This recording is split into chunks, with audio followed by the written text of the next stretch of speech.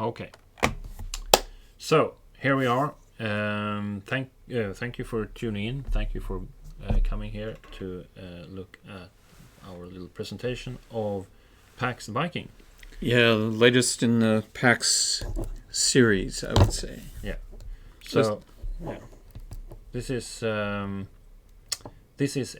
lighter version of Pax. The ambition with this game has been to make a entry level Pax games so that you can play this, get familiar with the concepts or the way Pax games are made. They have some common traits such as a market. Yes, variable paths of victory. Yeah, and they're essentially card based, where you build up some kind of power structure using tableau cards. Yeah, you have a tableau normally, but you have a little tableau in this game too, but it's on a player board. One difference though in Pax Viking is that you move along on a map quite a bit, so it's spatial, and we think that's a way to make it easier. Yeah, there is a map. You can't do without the map in this game. No, and this is now we're showing some. By the way, you want to introduce yourself? Oh, sorry, we didn't introduce ourselves, did we? Sorry, I'm Jon Manker. I am game design, and I'm Phil Eklund of Sierra Madre Games. Yeah, and we work together at I Am Game Design, and we I have designed this game, and Phil is I would call you co-designer. Yes. Well, yeah, I'm really only developing this game. Yeah. So, and the state of the game is still in fairly early. We have playtested it quite a lot, and we are now transforming the rules into doing the development and transferring it into art in various ways. And also this is a parallel process, so at the same time the rules are still a little bit in flux and being settled down. So when is the Kickstarter for this? Kickstarter is April 7th. Okay. So together with Pax Renaissance and a new module for High Frontier. Okay. And the map in this game would look like this. So you have the some kind of market, still of course not final art, and you have a map where you have starting points, where you as a leader of a powerful clan or a jarl of the Nordics in the 10th century will compete over power. In the game simulation, you really compete over power in Sweden, and the ultimate goal is to use one of the 4 victory paths in the game to become the first king of unified Sweden. Wow, that's different from the traditional Viking games, and the map is much larger area than I would have expected for a Viking game as well. Yeah, it's heavily focused on the eastward journeys, which were the westward were journeyed mainly by Danes and Norwegians. Swedish Vikings went to a much larger extent to the east, and we have tried to simulate this here by showing the various routes they took and the places, the reach they got. They were all the way to the Caspian Sea, and they went down to the Mediterranean. And these weren't what one might describe as Viking raiders.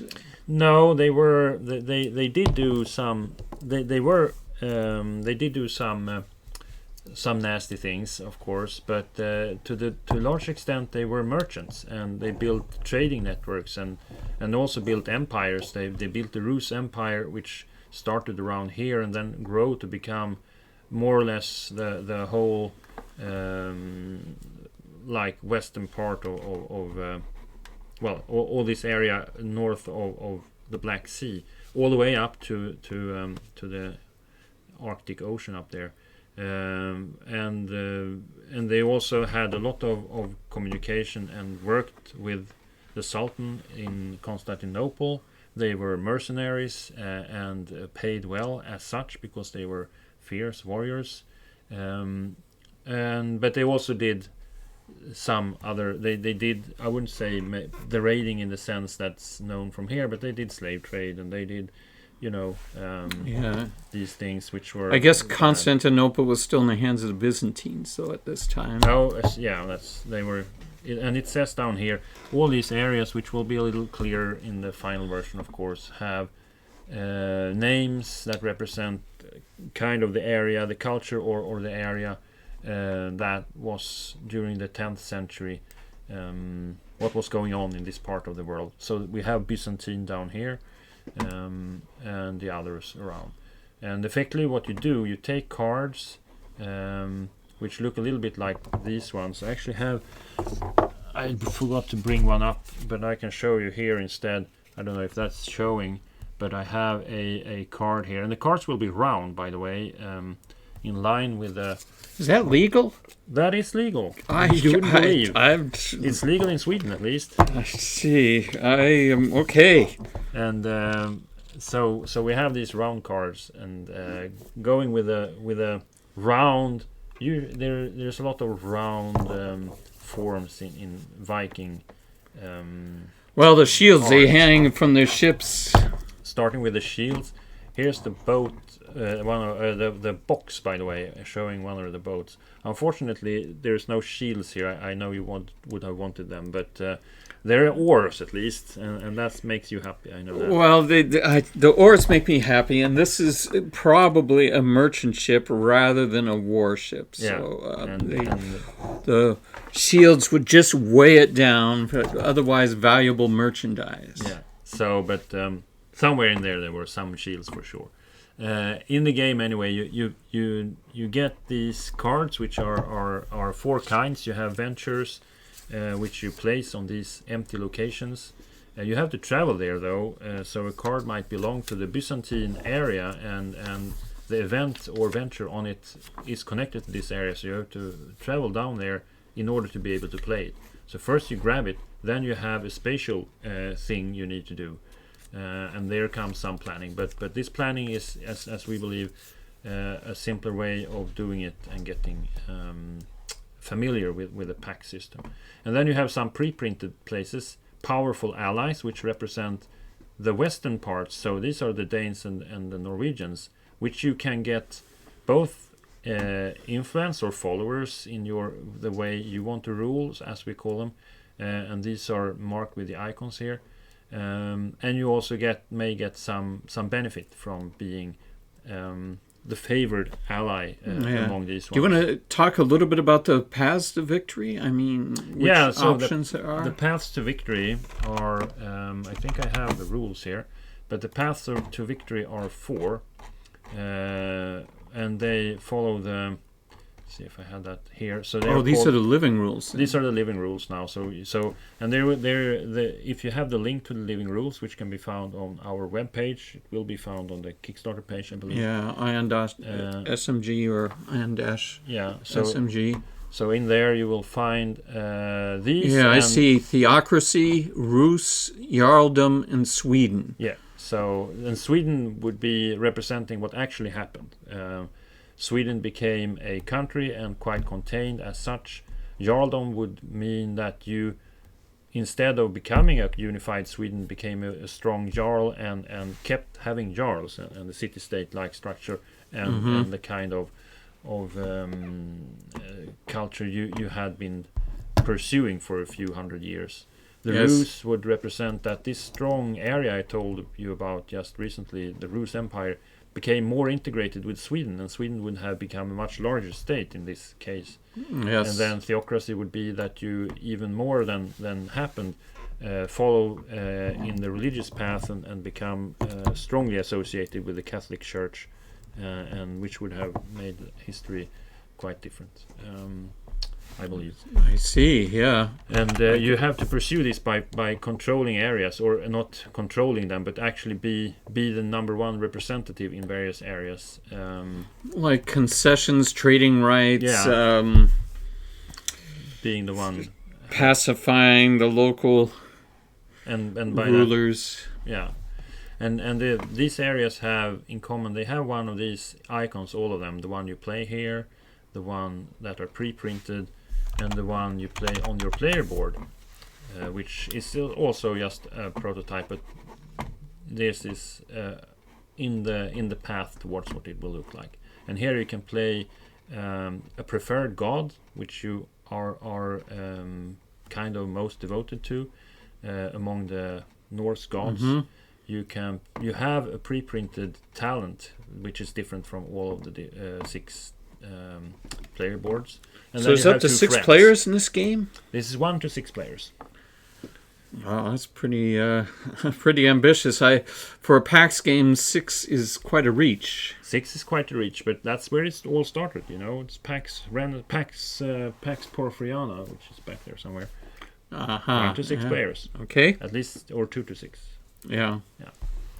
So yeah, but that would be chaos. But I think it's we have tested it, and I think it's actually almost better the more player you are, in a way, because the map fills up faster, and then it becomes more of a battle of sorts. But you're not really battling on the battlefield, but you are battling over being the preferred person, having the networks, the concessions, and by that having the followers preferably in your direction, so to speak, of these Jarl. To enhance the particular personality trait that most matches your chosen path to victory. Yeah, exactly.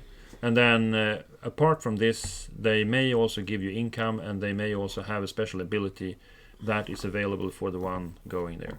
The special abilities generally are something you only can take if you have a longship there. So you have 6 longships to go out and about with. And the longships, the most importantly, they place these cards here when you are out with them. But you can also use them on the already placed card in order to take the special action there. And as with other things, as with the troops in PAX Renaissance and many other PAX games, actually, you get a little bit integrated with the other players. So if you place a venture somewhere and then get outsmarted or pushed out of it or leave it voluntarily, someone else can come there and make use of it.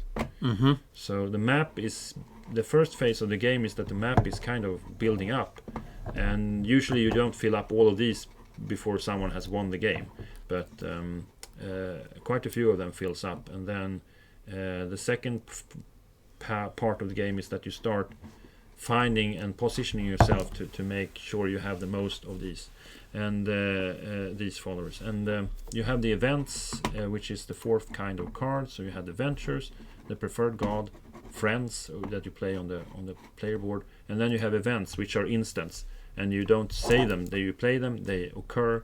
And the events also is when you play an event, you check for victory, and if someone is on the victory position, they win the game. And so the events are under player control. The events are, when you play them, is under player control, as in I think almost all PAX games. It's the headlines and the headlines things in like PAX Porphyriana. So it's an occasion where you check. You need to make sure you're in a winning position, and then play an event at a certain time. Okay. All right. Yeah. I feel my knowledge of what a Viking is and what he is. I mean, normally Hollywood concentrates on just one aspect of Nordic culture during this time, and it's kind of refreshing to see other lesser known aspects of this group of people and their entrepreneurship and their chuzpa and maritime reaches, what that really means, and on a bigger scale. Yeah. It's I'm very content over having been able to do this and to have this path for the Vikings, to show this path too, which is not overly represented in any media.